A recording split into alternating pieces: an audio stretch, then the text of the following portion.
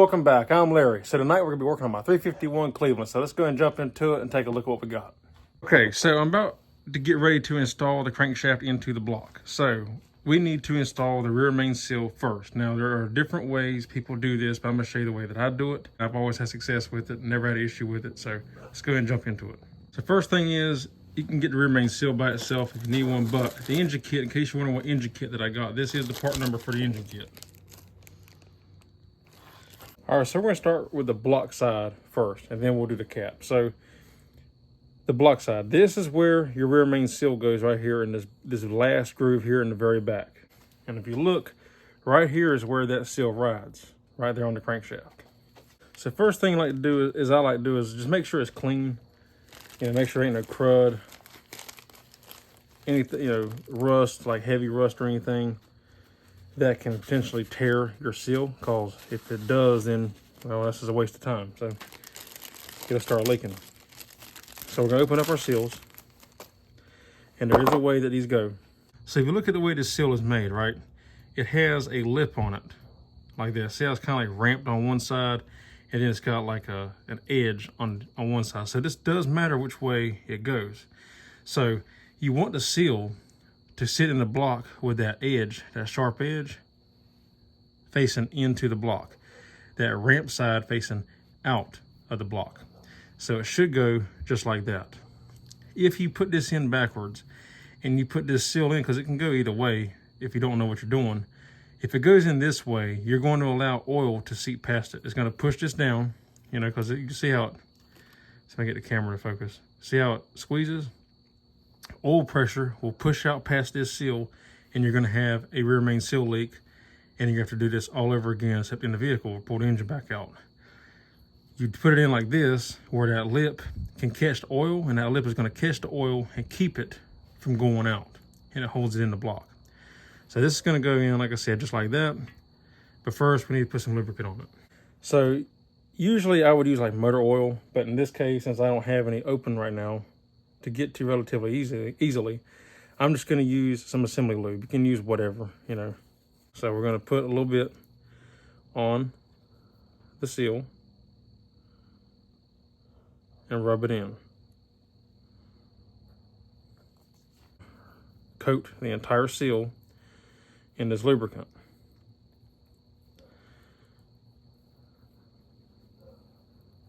Get a good coating on it like so. Again, make sure that you put this in facing the right direction. So I said, easy way to remember, ramp side facing out.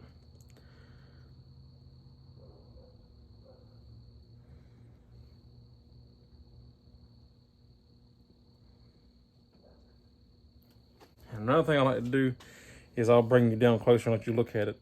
But I like to leave just a touch sticking up on one side, and then we're gonna do the opposite side on the cap. So then when we put it together, there's no seam right here flush with the block. Some people will, and when I was younger, I did it this way too, because it's just a little bit easier.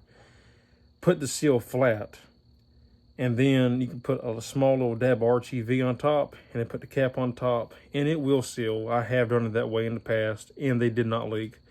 But now that I've gotten older and wiser, I like to do this, because this just helps ensure that it will not leak, because now it's got a wall there that oil can't get past. Instead of worrying about later the RTV failing or the seal shrinking a little bit and then you got a leak.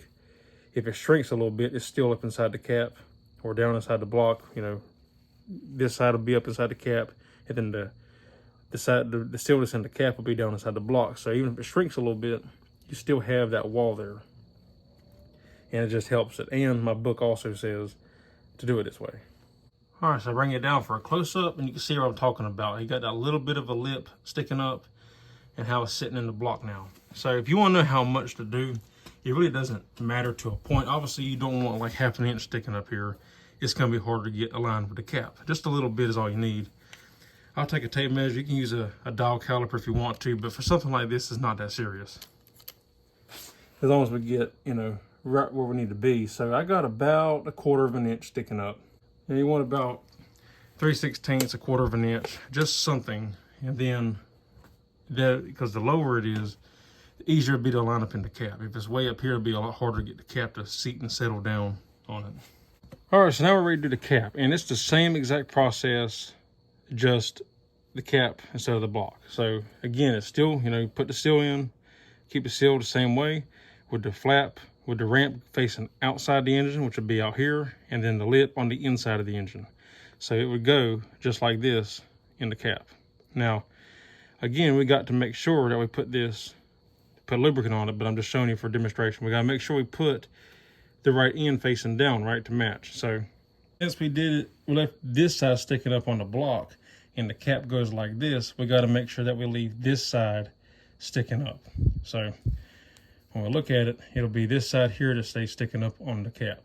So basically, if you think of it this way, when the cap is off, easy way to remember is whatever side you do on the block, as long as the cap is facing like this toward you, whatever side you do on the block will be the same side you do on the cap, looking like this. So then when you put it together, it's the opposite. Also, as you can see here in my book, it's showing the rear main seal right there, and they say 3/8 of an inch. It don't really matter. You can do a 1/4 of an inch, whatever you want. 5/16, you can do a 1/4 of an inch, 5/16, 3/8.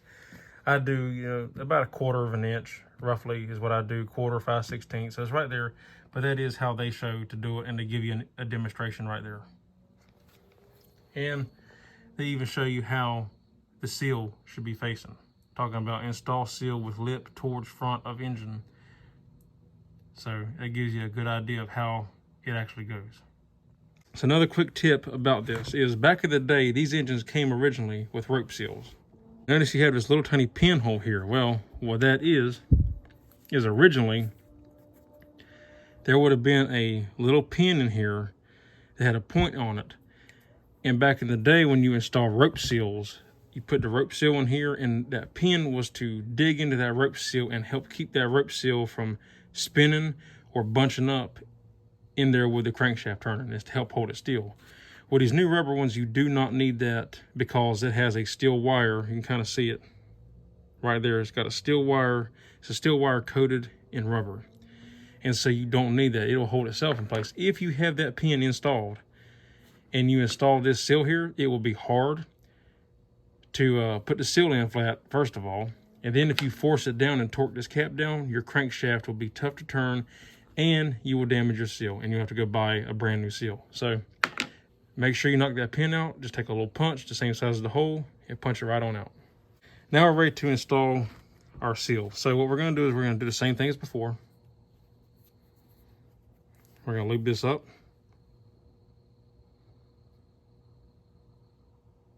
Coat that seal all the way around. So again, make sure it's facing the right way.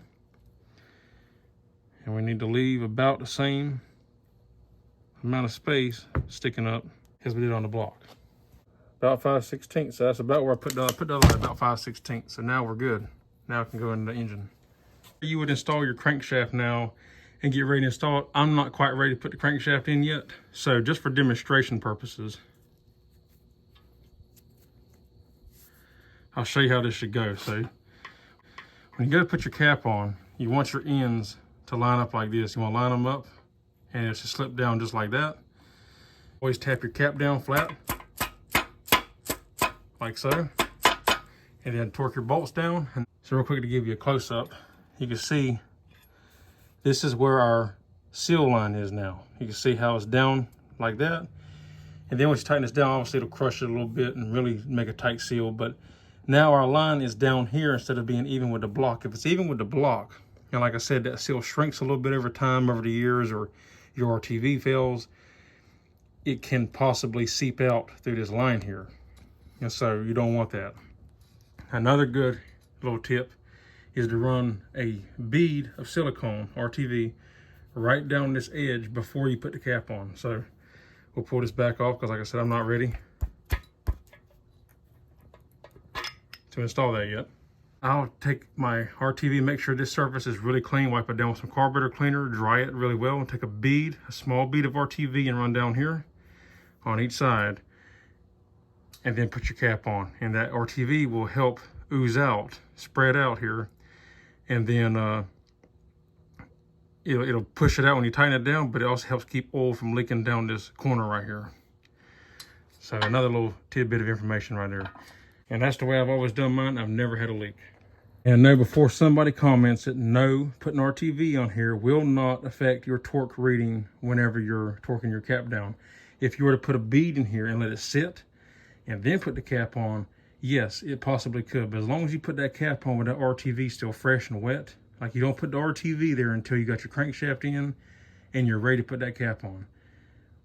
As long as the RTV is wet, it will squeeze and ooze out and it will not affect your readings at all whatsoever.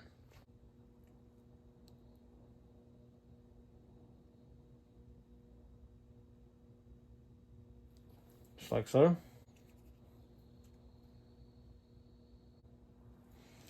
You want to make sure this is good and dry too. You can see how we got oil spots on it. So I'm gonna wipe this down with some carburetor cleaner real quick. Just want to go through and wipe it down, and then take a dry part of your rag and wipe back over it.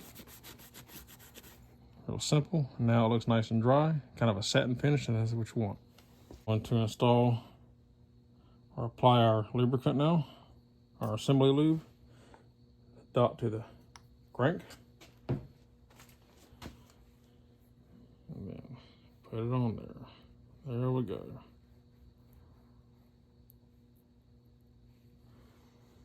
Line the bolt holes up.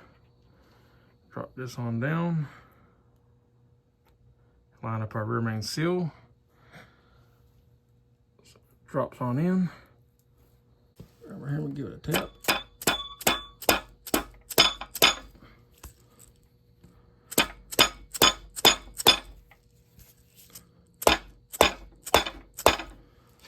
Here, you can watch this. So I like to take my breaker bar and use it as kind of like a speed handle and tighten everything down. You can see how that RTV is just oozing out. See that? All the way across there, and that's what you want. So now we know we have a good seal all the way across there, and once we torque this down to spec, it'll ooze out just a little bit more. Go ahead and clean up the bulk of this. There will be more to clean after we torque it, but we can go ahead and get the bulk of this now.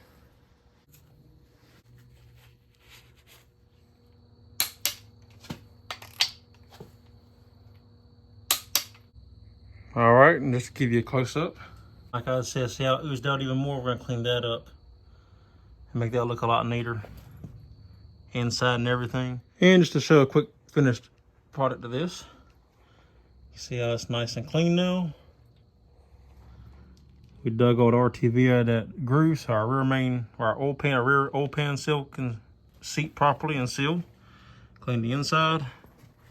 Just like that on both sides. So it is beautiful. Good to go. Alrighty guys, well, that's all there is for this video. I figured that would be a neat little quick tip, how-to on that. That's all there is for this one. If you like the video, give me a thumbs up, but I appreciate it. If you're not subscribed, consider subscribing. You can now become a member. Link in the description. And any questions, comments, concerns, leave them in the drop box down below. That's all there is for this one. So till next time, I'll see you on the next one. Take care.